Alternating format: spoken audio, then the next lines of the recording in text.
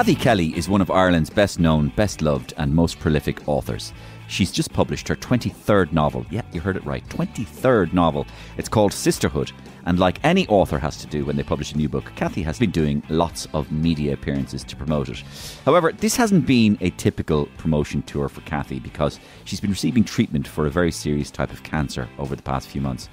And it's had a very, very big impact on her day-to-day life, leaving her very sick, very tired and fatigued.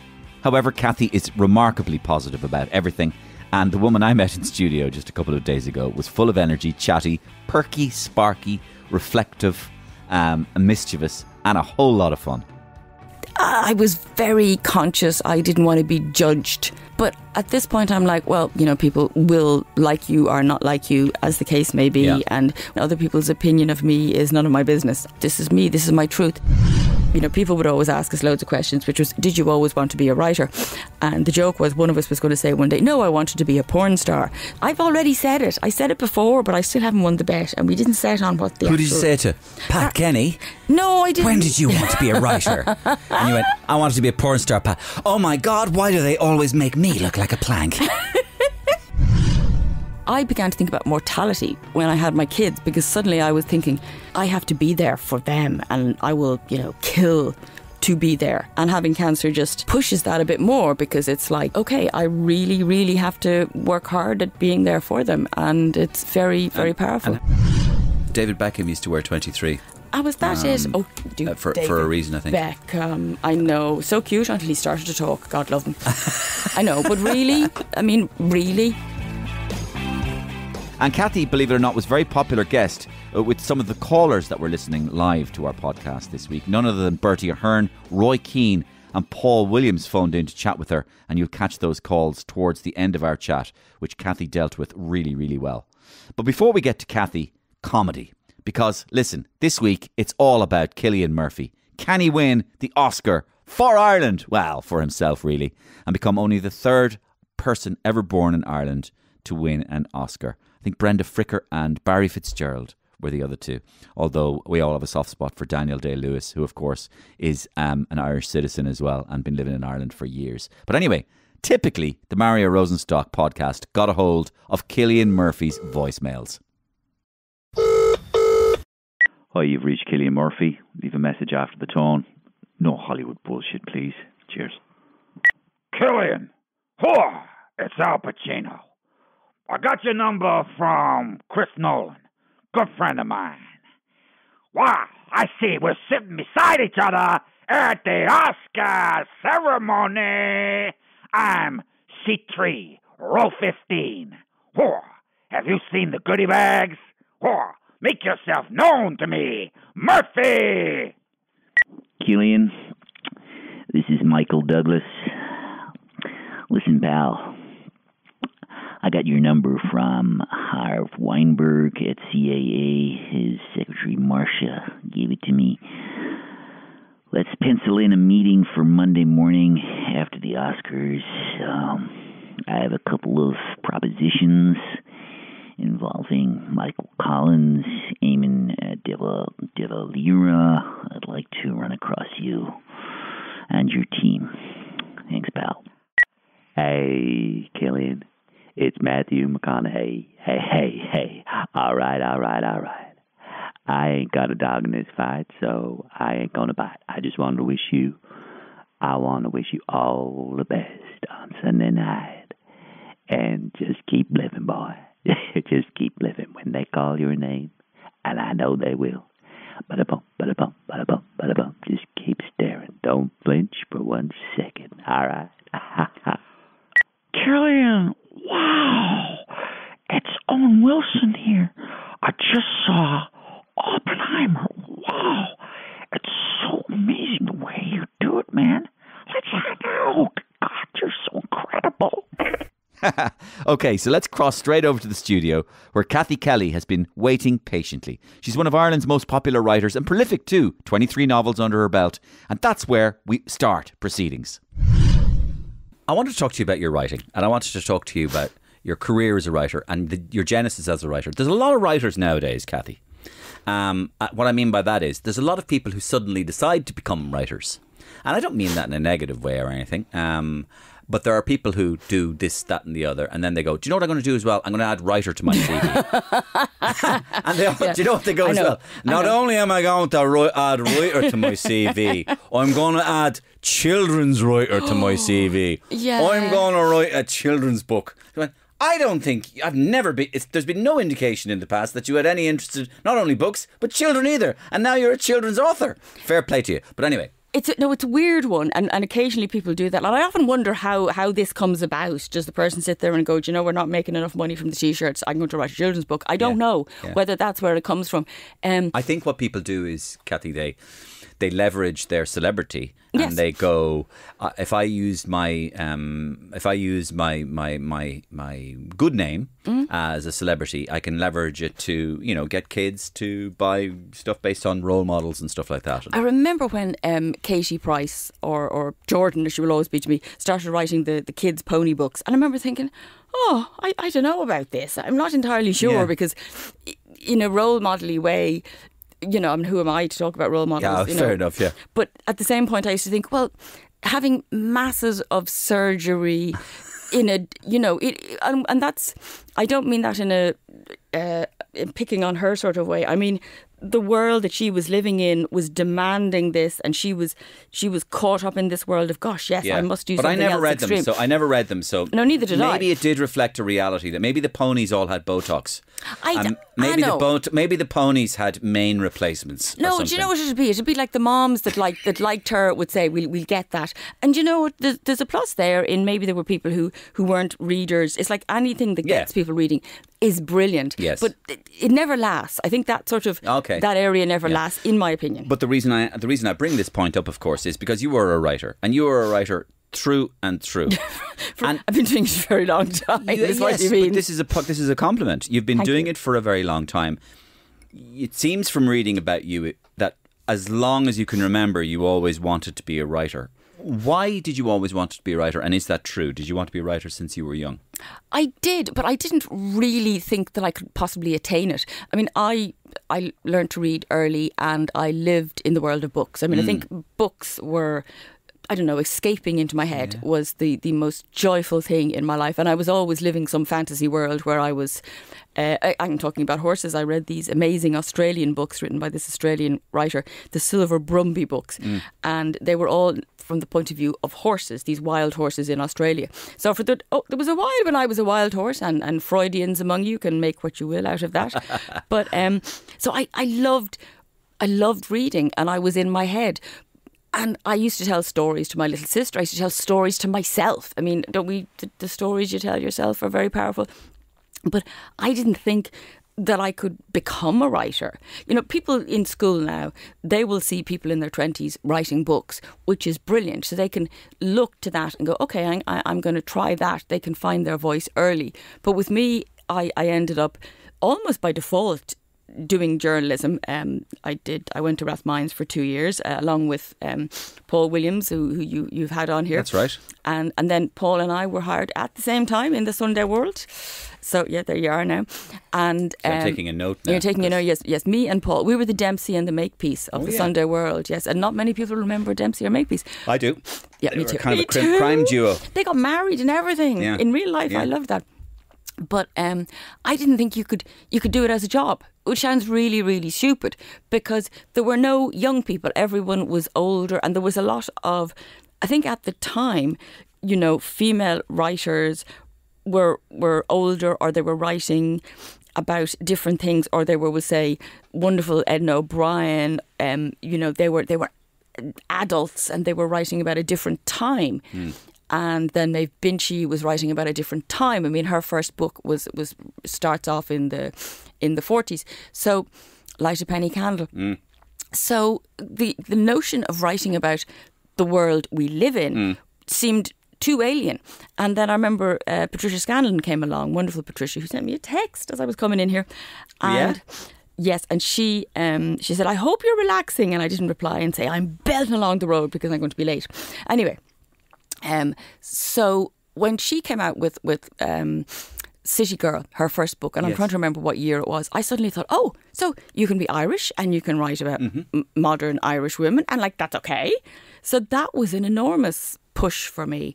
And mind you, it took me a while to get going. Yeah. So it's seeing your contemporaries in action Seeing that you could do it, that you could write a book Yeah. about modern Irish women. Yeah, and isn't that that was something okay. though? Isn't that something? And that applies to everything in the professional world, everything in Yeah. the arts. You need to see somebody who you know Yes. doing it Yes. to understand truly that you can do it. That you can do it too. And I mean, the hilarious thing is, as a writer, I spend an awful lot of my time going, I'm a moron. I'm a complete moron.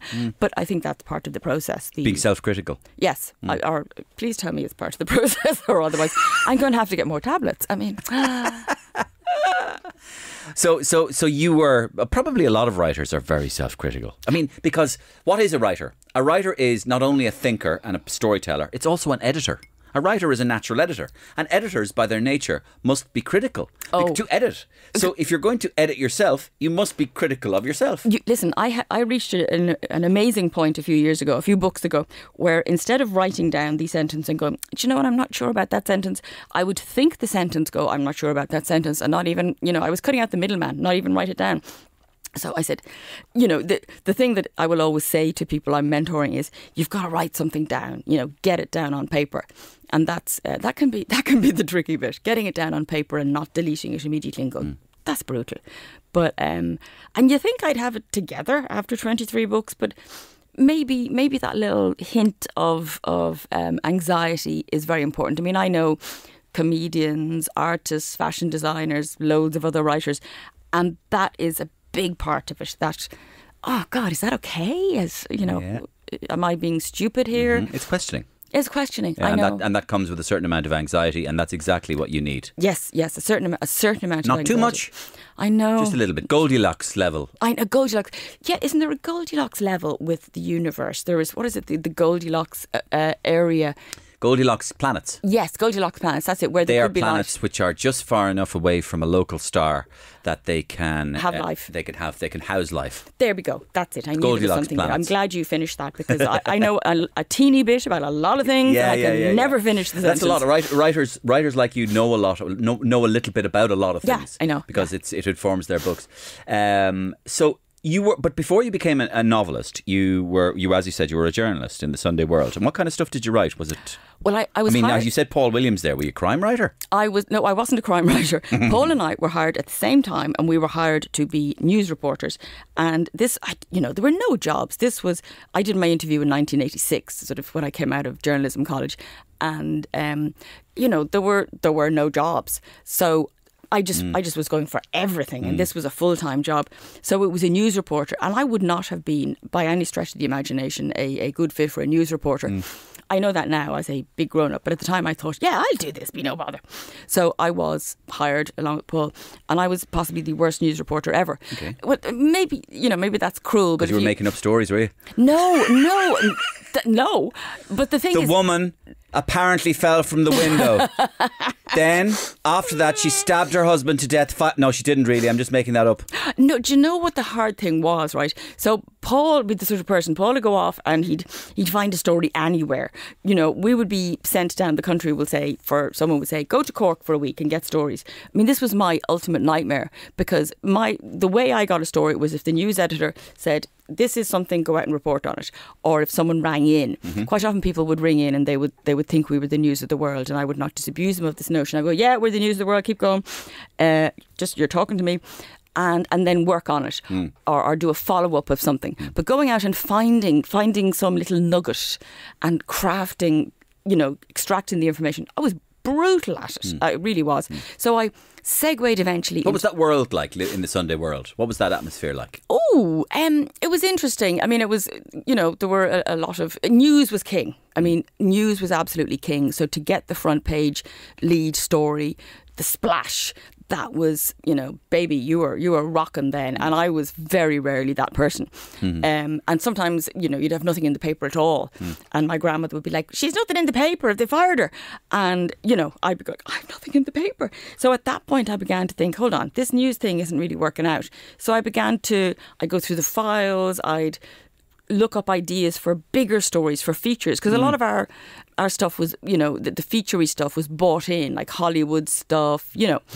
And we, you know, various columnists, it was bought in. So suddenly I began to say, well, why don't we write a big article about, I don't know, child abuse or domestic abuse, or, you know, we were always writing about drugs. Let's talk about the people, you know, the families that were left behind, stuff like that. So I did a lot of that stuff, and I loved it. I loved people, the people behind the stories. I love people. And it was very hard because these were dark stories. They weren't little happy things. No.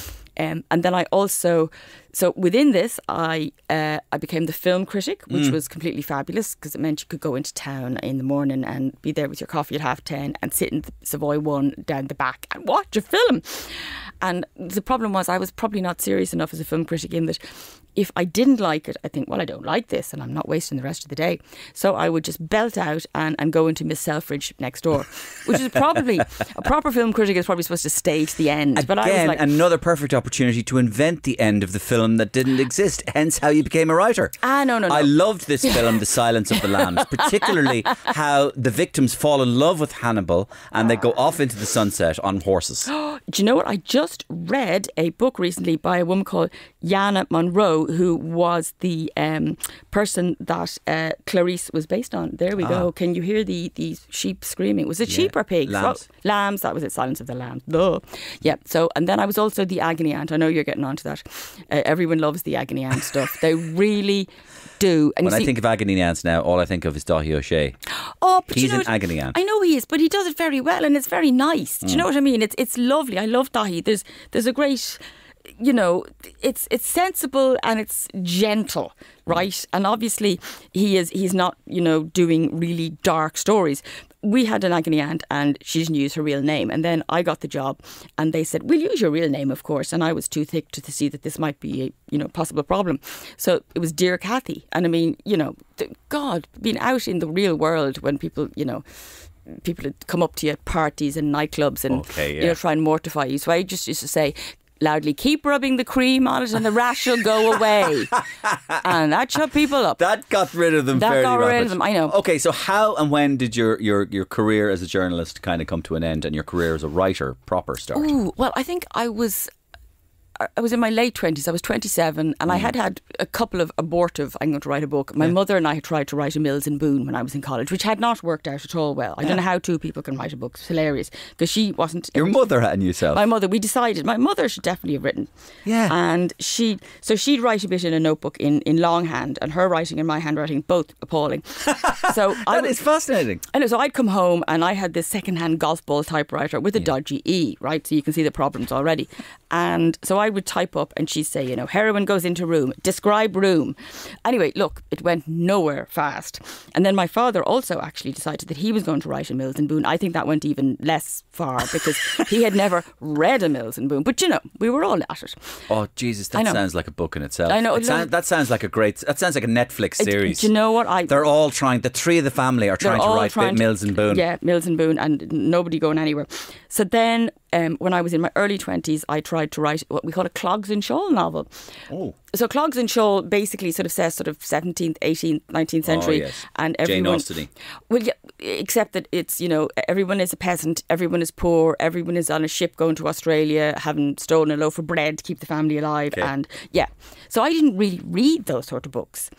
It's a long story. Kind of an emigrant's story. Yeah. So anyway, we will move fast past that. So I was 27, started writing the sort of book I'd like to read, and that was it. And I just used to sit there at night and I would say, I'll sit down for half an hour now, and 3 hours later I'd still be at it. Yeah.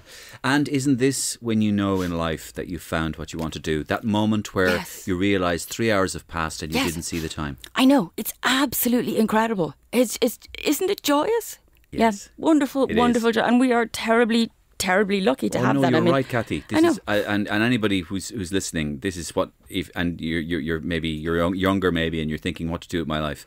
Find something where the time disappears like that, and you will always be happy. Yeah, I know exactly. Find something that you love doing, and they say you'll never work a day in your life. I'm not so sure about that, but I loved it. So I sent the beginnings of this novel off to an Irish publisher, and Eventually I had to ring them. I had to chase them, and they said, "Oh, we'd love to publish it," and where's the rest of it? So really, so you got off to a very lucky start. I was very lucky, but I had to then write the rest of it because being a typical journalist, But they liked the start of it. They liked the start of it, exactly. So I had to write the rest of it, and then by the time I was writing, I'd started my second book, and a UK company came in and bought me off the Irish publisher.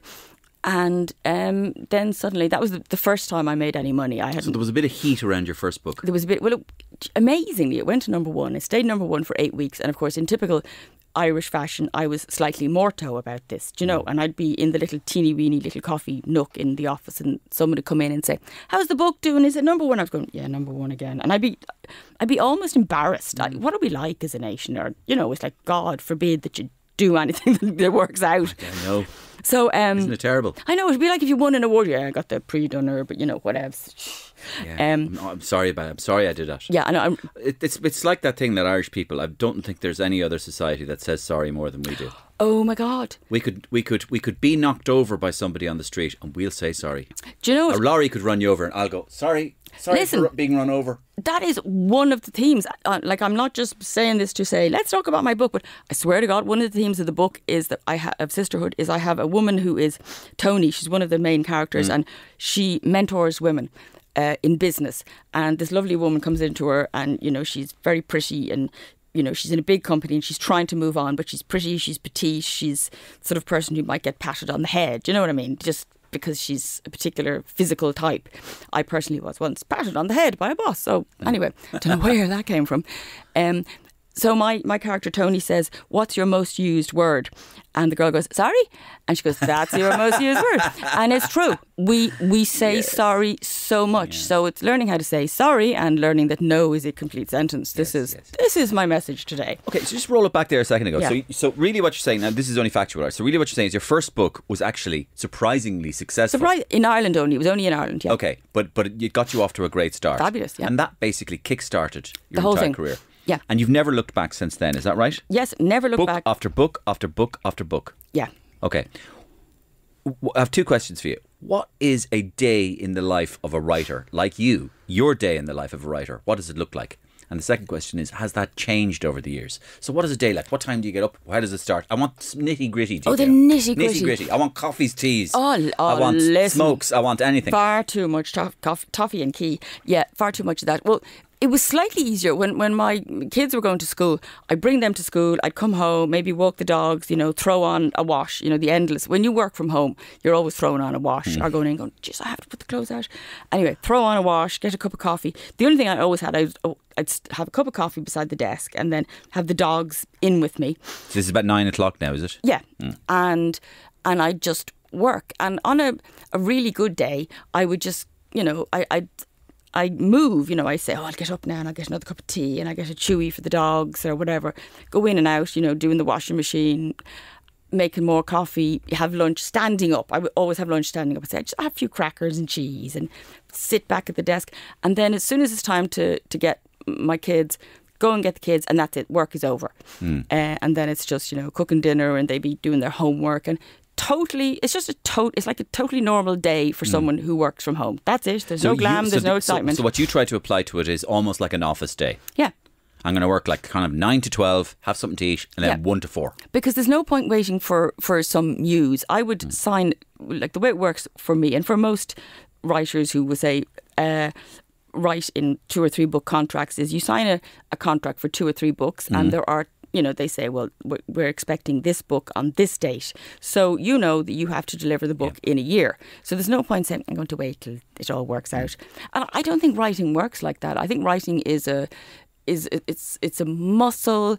You've read all your life. You're reading. You're using this. You're thinking about this precious book. Do you think the act of writing itself, literally writing, as in physically writing, putting pen to paper, do you write with pen or? No, I type, and I find it very hard to actually write pen wise, because in journalism I learned how to do shorthand. So when I write shorthand, and then I go, what was that? Because I can't read it. But with I type. And do you think the act of writing, the physical act of typing out the letters and words in keys, or in my case when I write I just write with a pen, that it leads to further ideas itself? Oh, totally. Literally the act of writing. Oh, Absolutely. It's just, it's like, sometimes it's like, you feel, and this is going to sound stupid, but it feels like it's just coming down from somewhere else. It's been given to you. It's like you're, which probably means that your subconscious brain is opened and is letting all this stuff come out. And the last year, whatever, somebody said something to you, some notion that you heard of, it's all flooding out if you let it. Cathy, if it's I'm working fascinated properly. by this. I'm fascinated because I've thought about it before. The two things I've thought about in relation to this subject are conversing, as in talking with another person, and writing. Yep. So when you talk to another person, have you ever noticed that when you're having a discussion with somebody and you're talking about something like, let's say, ideas, or even, let's say, the referendum or something, or you're talking about an argument, you're having do you know that while you're talking, much more ideas are coming into your head?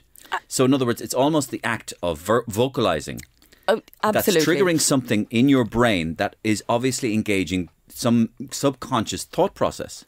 Absolutely. That we're not aware of. No, Similarly, the pen does it as well. Oh, no, the writing, there are so many things that trigger that off. Actually, it's amazing. There hasn't been a neurological study. There possibly has been a neurological study into that. I love reading those neurological books because it's just, how your brain works. It was like, what was that one? Blink, the Malcolm Gladwell one, where he talks about the subconscious brain, and they had this game with card players and with ordinary people, and like one of the decks, they played with two decks, and one of the decks was heavily shuffled, so they were going to lose, and the gamblers subconsciously figured it out long before their brain, like they sentiently figured it out. And I think the brain works just so mysteriously. It's like your brain is working away there in the background, and occasionally it even lets it into the frontal cortex. So this is what I'm interested in, right? So I was saying to Cabrina earlier on before we came on, we were just talking about what I was doing, right? And I was talking about, I had written a sketch for tomorrow. So there's a sketch going out tomorrow, and the subject of the sketch is Michael D is in the hospital. I know, right? Poor bunny. So that's the subject of my sketch. So now I heard that Michael D is fine. Good. He has what's called a mild transient weakness. Oh, I know. Now, mild transient weakness to me sounds like you're grand. I know. Now, and let's hope he is. I know, I do hope he is, but I don't like the word transient, but keep going. Okay, so anyway, what I've done is I've written a sketch for tomorrow in which, the comic element of it is Michael D encounters the HSE. So basically, Michael D starts on a trolley in St. James's, and he's there for 4 hours, and the nurses treat him like everybody else. And then he ends up in a semi-private ward with Jerry and Peter, who are two old codgers discussing their shingles. Michael D ends up is flicking around cash in the attic watching TV, and he won't eat the food they give him. But my point is, when I started writing that idea, Michael D goes to St. James's Hospital. By the time I'd written L of hospital, another idea for the sketch had come into my mind, and I just kept writing. So I'd written about 7, 8, 9 little notions in my mind, and it was because of the act of thumbing the keys. Yes, it's like it is almost miraculous, and it is clearly. I mean, our brains are such spectacular pieces of machinery, aren't they? The way we can think, and the way new ideas come to us, and it is that gift of imagination. And people who don't have imagination don't understand how it works, because they could not say, they probably say to you, how do you come up with that? But to you, it's as simple as breathing. But you see, I think I disagree with you, because I think everybody has an imagination. I think it's more a case of letting the portal open. I often use this example about creativity, that it's Keith Richards from the Rolling Stones. Keith. Yeah, man, Keith. I love Keith. And they'd go like, Keith, like you and Mick Jagger are two of the greatest songwriting combination of all time. And he says, how do you come up with this piece of music? And he went, man, I don't come up with any of them, man. They're already out there. Oh. What I do is I just open myself up, man, and I just get ready to receive them. And if I'm lucky, a little plum will fall from the tree, man, and I'll pluck it. And in it'll go. That the act of creativity is to open yourself up to the creativity, not to force it. Let the play happen. Let the love of the thing that you're doing happen, and that's basically what you've been saying. Yeah, and it just comes in. But Keith is amazing. Yeah, isn't but he? that you sitting down at a table and writing, one thing leads to another, and leads to another, and leads to an idea, and suddenly, as you said, 3 hours have gone by, and you may decide at the end of that 3 hours, well, a good bit of that was useful. This is a hard question to answer. Do you think that writers get better as they get more I'd like to experienced think so. and older? Oh no, I absolutely think so. Because you're doing it more. I remember with my first book, you know, the simple act of having someone would say cross the room. I was thinking, how am I going to get them across the room? Now, I mean, I read non-stop, but suddenly you're sitting down looking at this page going, okay, I want to have her across the room and look out the window. And it never occurred to me was she looked out the window, you know, like people could figure out that she had to walk across the room, you know. So that sounds so stupid, but it's like nobody has taught you this. You are just going into it blind. I've read a lot of books. I'm going to try and write one. I didn't do any, you know, creative courses. So that was difficult. But now as I write, I can see so much more fluidity and knowledge, I hope. I mean, I can see it. Maybe nobody else can see it.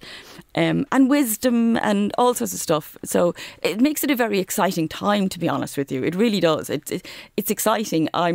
You know, today was a busy day and I didn't get to do any writing. And I'm looking forward to tomorrow because I will be sitting down at my desk because it's wonderful and you get such a buzz out of doing it because I always think that is my primary, you know, job. Well, being a mom was my primary job, but now my children are older.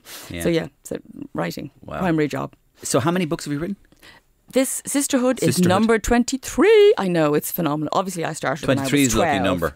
Is 23 in which culture? It's regarded as a lucky number in Western culture for some reasons. Yeah, David Beckham used to wear 23. Was that it? Oh, dude, for a reason, I think. Beckham, I know, so cute until he started to talk. God love him. I know, but really, I mean, really, you know, it's he looked great with your haircut. Yes, yeah, I know. I mean, at the moment, the thing about my haircut at the moment is I'm like a little tennis ball and it's fluffy, but I've had it dyed, I've had it bleached, and that's the fun thing because pre that it was grey and white, which I have no problem with, but it was also brown, my original colour. It suits you because you're petite. That's it. Yeah, that's it. Yeah, I'm less petite than I was. I'll tell you. Once you come off the chemo, then you were like, "Where's the chocolate?" Yeah, that's. Oh yeah. Yeah. All right. So there is an elephant in the room that listeners to the Marion Rosenstock podcast might not be fully aware of, but I didn't really want it because. Sure. Why not? Well, no, because you're not defined by cancer. You're defined by defined by being a writer and by being a mum. I know I'm absolutely not defined by cancer, but I think it's useful to talk about it because when I was diagnosed, tell me about it. What is it? Well, I was diagnosed with HER2 positive cancer in the end of July last year, and you know, at the time I just was like, oh my God, I want to know more, which is my answer to everything. I mean, I went in to have, you know, my children, they're twins, to hospital, and I brought 3 books with me, and they were books about, you know, having babies and looking after babies. You know, my attitude is always, let's bring a book, let's read about it. And now, of course, we have the internet, which is way better. So I was mad to read about, you know, chemo and cancer and my cancer, and it was hugely powerful and helpful to me to talk to other people who had gone through chemo and who'd gone through cancer. So it seemed to me to be a no-brainer just to talk about it. I know people who've gone through cancer who would not talk about it in a million years because they have had a hideous experience and it's so private. And there are lots of things that I don't talk about. But I found this easy to talk about because it seems like a helpful thing to do. And I don't know, maybe as you get older, you get better at talking about things. I mean, I'm 57 now, so... Yeah, you do. I've found that about myself. I think that I've said this to a few people, but that idea of a classical kind of life path often takes the form of kind of not knowing what you want at all when you're in your 20s. Maybe if you're lucky, finding something in your 30s, getting better at it, working really, really hard through your 40s, and then you're hopefully being some form of success. And then at some time around the end of your 40s, at the beginning of your 50s, this unavoidable, inescapable reality comes back to you. Your head comes up for a moment.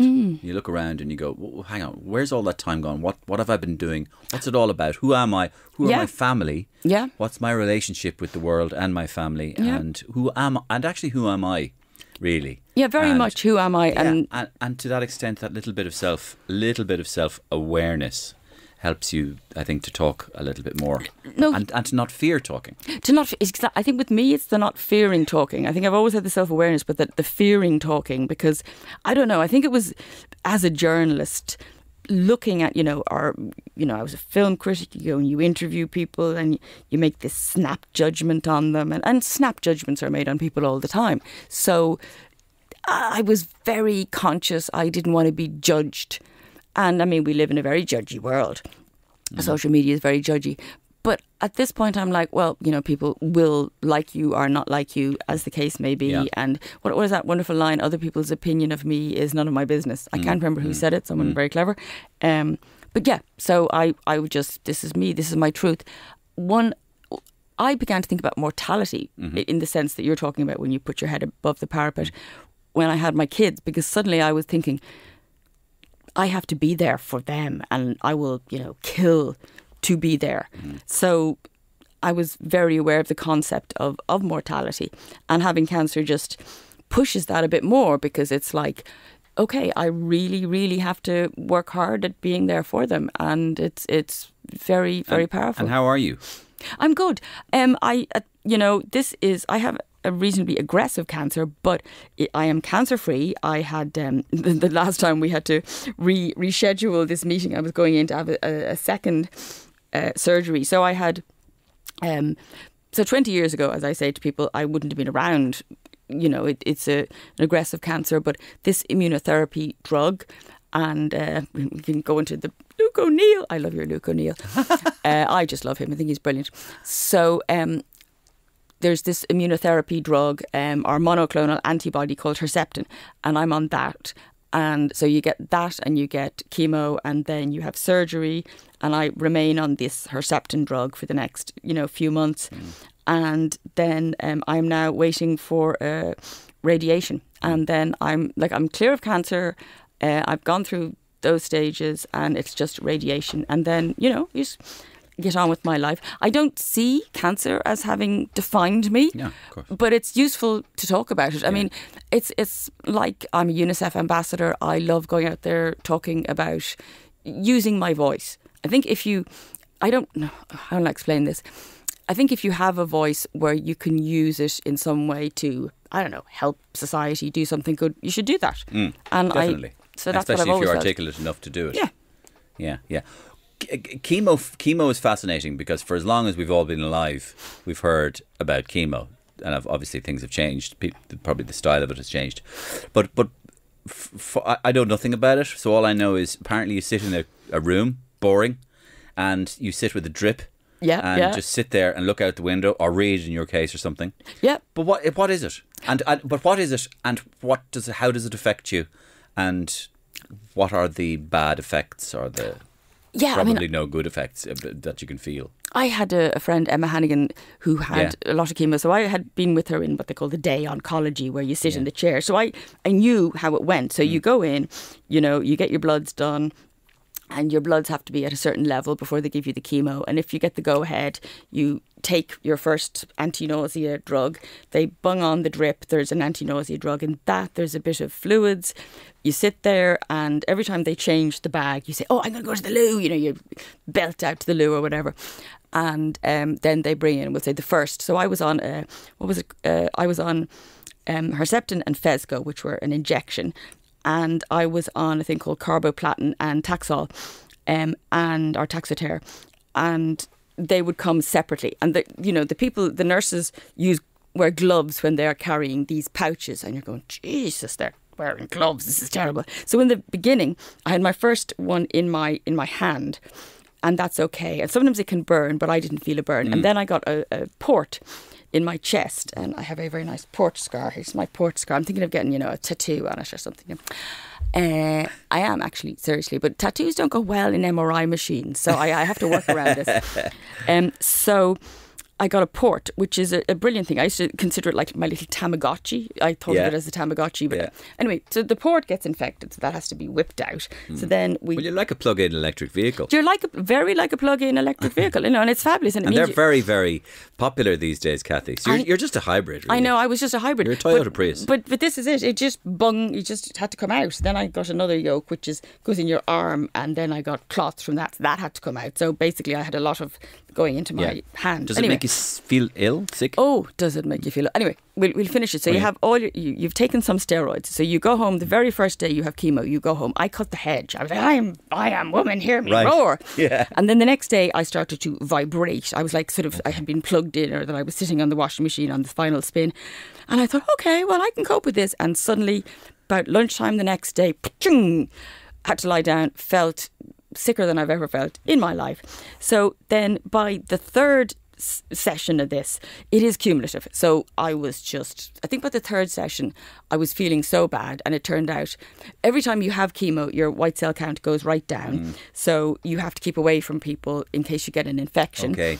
And on the third day, you take this injection to make stimulate your bone marrow, which can be the injection isn't painful, but the feeling of your bone marrow being stimulated can be. But I got pneumonia, so I ended up having to go into hospital and be in A&E and all that sort of thing. So you feel so appallingly rotten. And it's very hard to know what's normal. And you're saying to them, I was so sick. And you're wondering, am I just a whiny old cow? Or is this normal? It's a weird one. So eventually, with lovely Professor Crown. John Crown, yeah. John Crown, amazing man. And fabulous team, fabulous nurses and doctors. So he took me off the carboplatin at the end. Because it was just, I did think I was going to die. I used to lie in bed sort of saying, I can't eat, I can't drink, I'm going to have a heart attack. So, you do go through the long, dark tea time of the soul while you're feeling run. But not everyone feels like that. Some people fly through it.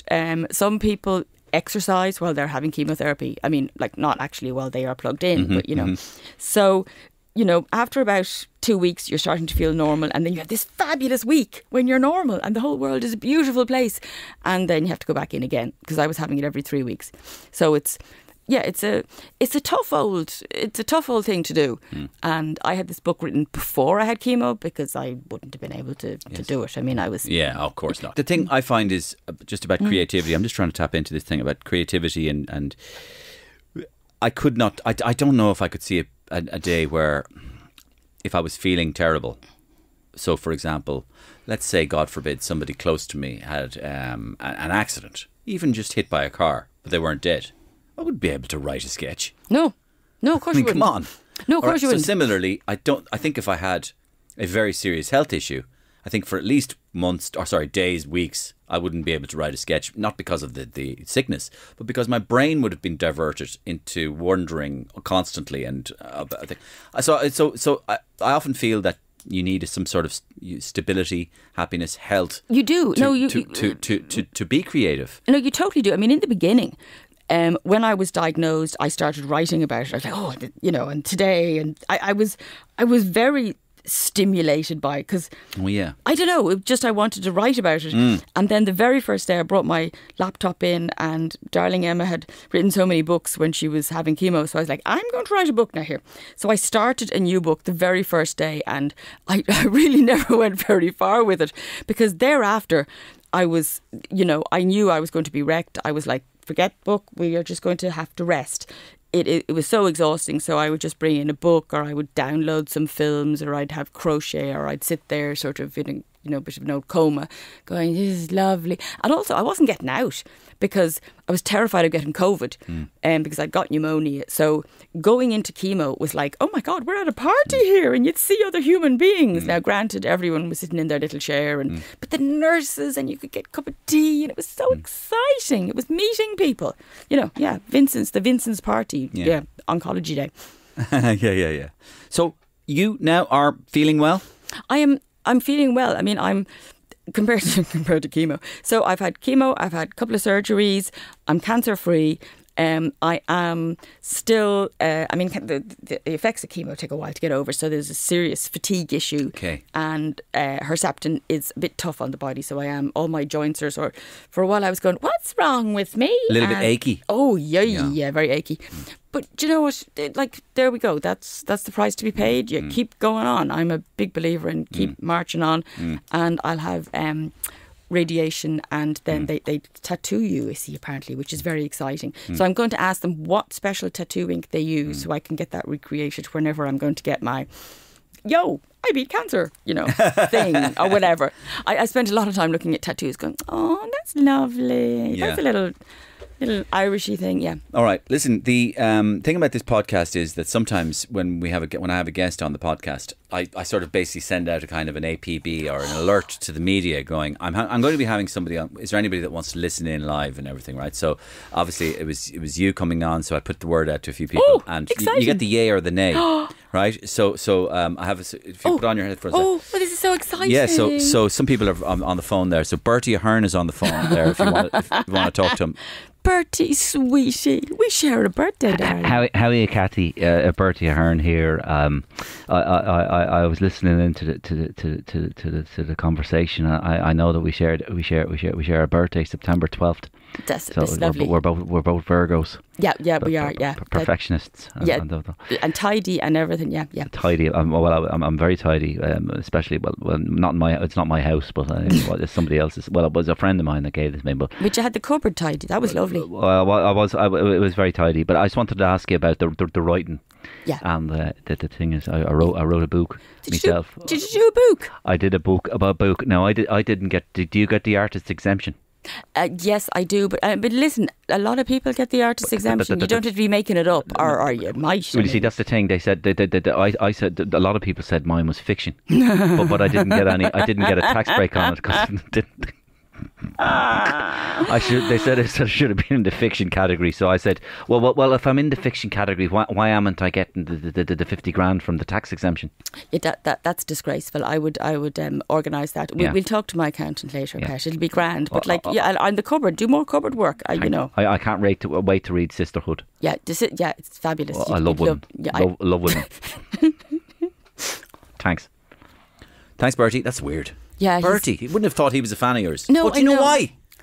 Cecilia. That's it, Cecilia Ahern. Cecilia is a beautiful, beautiful girl and a fabulous writer. That's why he was interested in you. That's why he was interested in me, you see. And we are with the same publishers. You see, there you go. No. And we have been to parties together and stuff and everything. Paul Williams is on the line. Say hello to him. Paul! Hi, Cathy. Paul Williams here, in Leitrim. I can't believe you're exposing this new group of animals that we know as the women's fiction scumbags.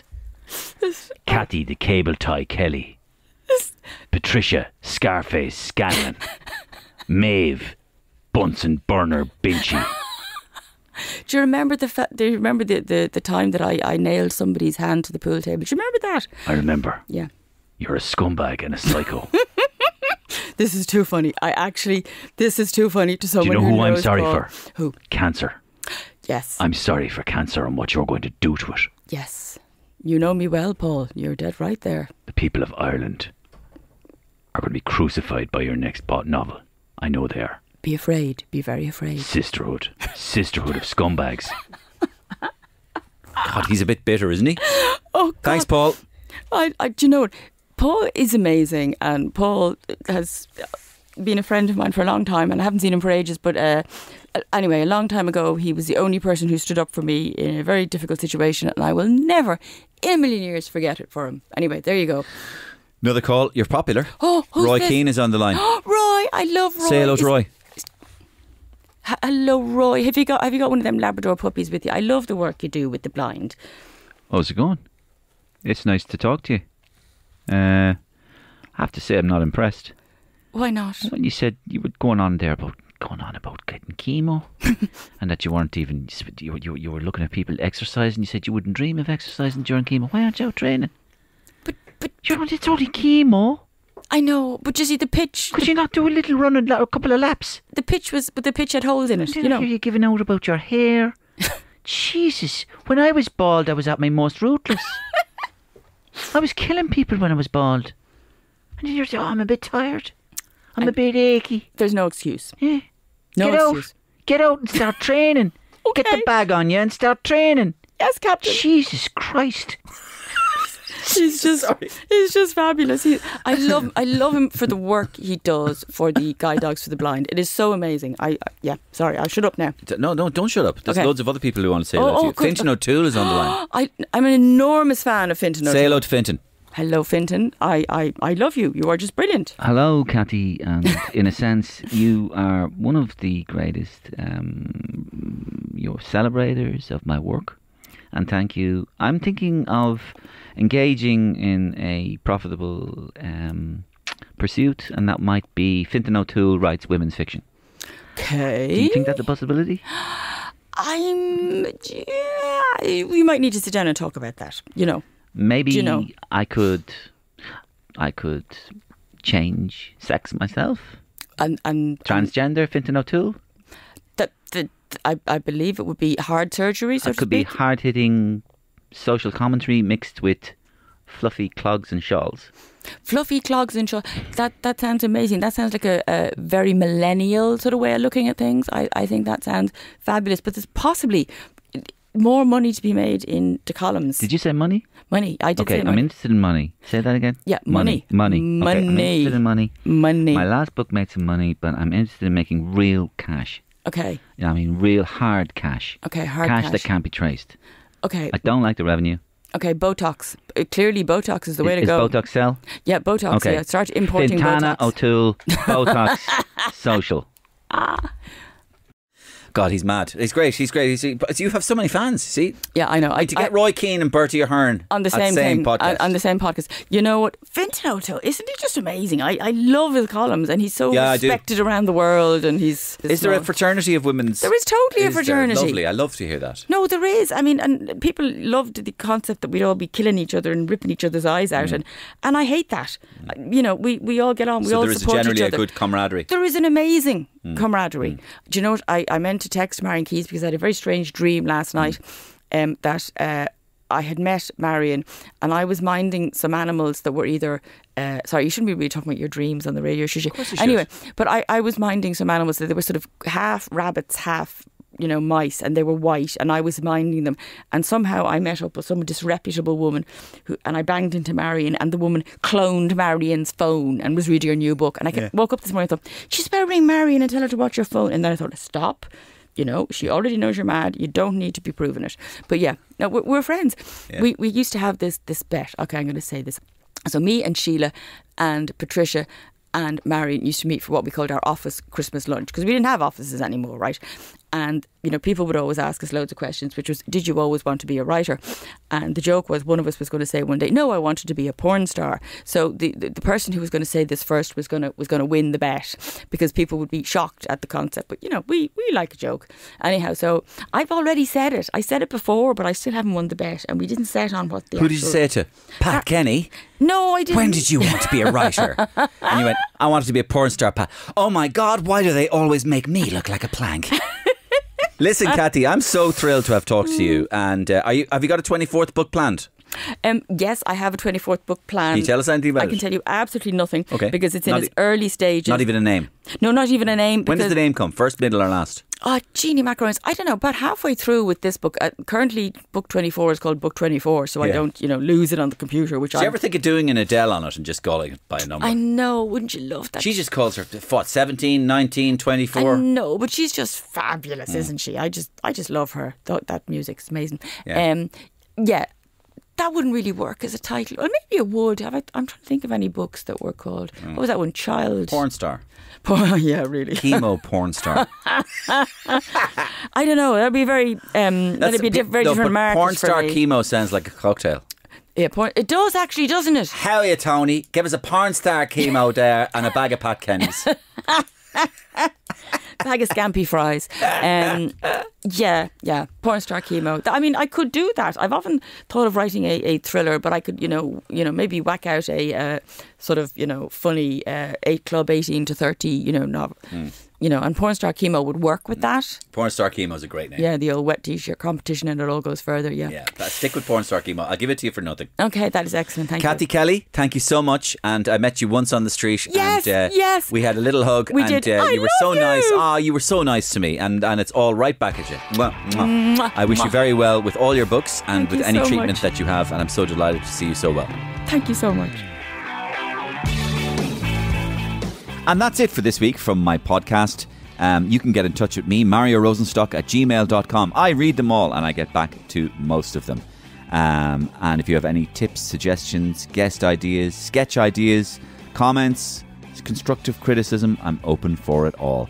And please, if you can, tell one other person about this podcast. Thanks. See you same time, same place next week.